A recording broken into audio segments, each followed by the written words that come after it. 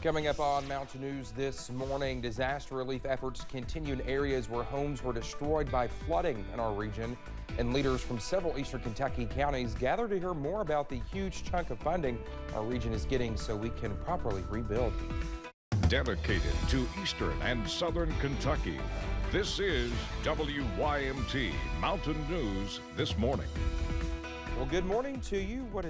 Today's Wednesday, right? Thursday. Oh my, it's Thursday. Let's go over to Brandon for a look at that forecast. Man, my day just got a whole lot better. Can you not believe it's Friday Eve? Come on now. Oh my. Get with the program this morning. Well, I did text our producer and asked her. I said, "Do I really have to come in this morning?" She was like, "Yeah." So here I am. Here I mean, I could have done double duty, but you could have. But I'm glad you came in. Yeah, then I'd have to hear about it. So. All right, let's talk about the forecast. It's not as cold as it was yesterday, but there might still be some patchy frost on your cars. The clouds slowly moving in as you head out the door this morning, but we're seeing temperatures in the 20s and 30s. No teens this morning, although Clintwood, Jonesville, I believe that's about it. Closest to maybe getting into the teens a little bit later this morning. With the clouds moving, though, I don't think we're going to see too much more in the way of drops, maybe just a couple of degrees here and there. A little extra to maximum we needed on your coffee meter this morning. Out the door forecast, sunshine mixed with clouds early. Clouds take over this afternoon. We head into the low 60s for daytime highs later today thanks to some southwest winds. And we stay dry during the daytime hours as well. Dakota? All right, Brandon, thank you. More disaster relief efforts continue in Floyd County, where homes in Wayland and the surrounding communities were hit hard by flooding. Our Betty Forbes has more about efforts to rebuild and restore from a resource rooted here at home. A program all about repairing what was destroyed. They come in here with a heart to serve. Christian Appalachian Project's WorkFest is partnering with students during their spring break. I just think CAF is so wonderful. It's just like, you take all these people ranging from no experience at all to really qualified and experienced, and you put them in groups. Inviting those who want to help into spaces that need a little hope. You slowly watch everything you've ever built towards wash away. And that's what a lot of people in this community kind of had to go through. So it's pretty sad. Pushing to rebuild houses like the Cottle family home in Wayland. There's nothing else that really they can do.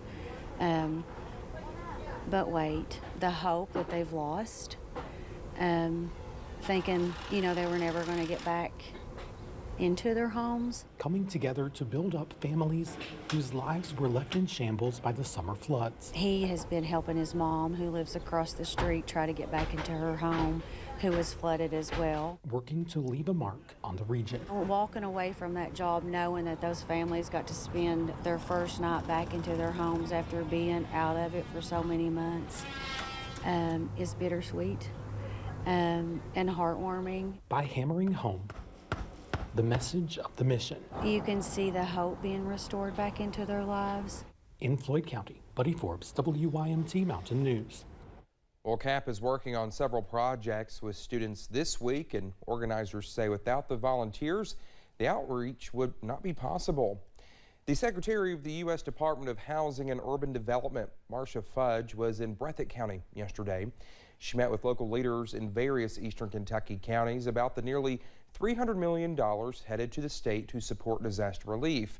Breathitt County Judge Executive Jeff Noble says the funds will help our region recover.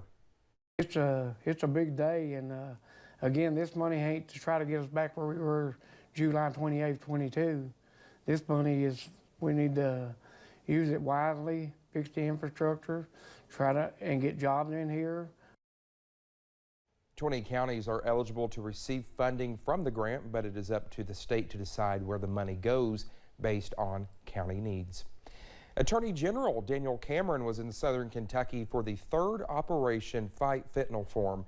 Well, Cameron met with leaders in the fight against opioids and those who have lost loved ones to fentanyl overdoses to discuss what issues this region is experiencing in relation to fentanyl and to discuss possible solutions.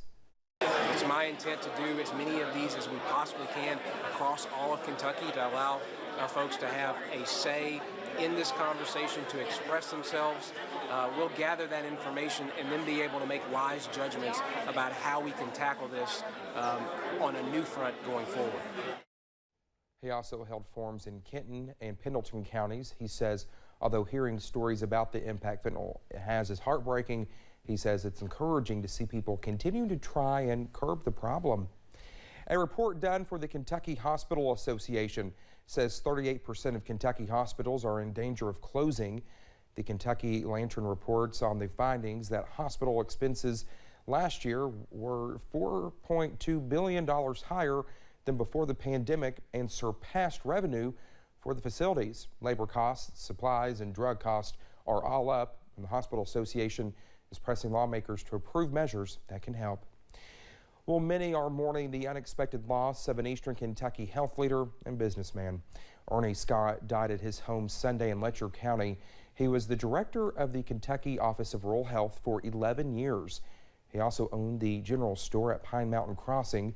His visitation will be this evening from 5 until 8 at the Lewis Creek Pentecostal Church. The funeral will be at the church Friday at 1 o'clock. Ernie Scott was only 46 years old. A Southern Kentucky family is calling for help after losing their home in a fire. Last Saturday was a scary one for J.C. New and his wife as a fire destroyed their home. New had to fight to get his wife, who is an amputee, out of the house. Despite losing everything, the couple is grateful for the people that were in the area at the time of the fire who saved their lives. One of the boys from the Brownston Fire Department, Daniel was his name. He was an angel sent, because I guess if it hadn't been for him, nary one of us would have made it out. And there was another lady that was an angel. I don't know her name or where she come from, but I'd love to meet her again. Well, their family members and the Brownston Fire Department are asking people to give back to the couple who have given so much to the community. Well, thank you so much for getting your Thursday morning started with the Sierra Mountain News this morning. When we come back, animal rescues continue in certain areas of California after storms slammed the area at a nearly non-stop pace. Forecast stays warm today, but the sunshine takes a break as we get ready to welcome in a new system as early as tonight. I'll have the latest in about 3 minutes.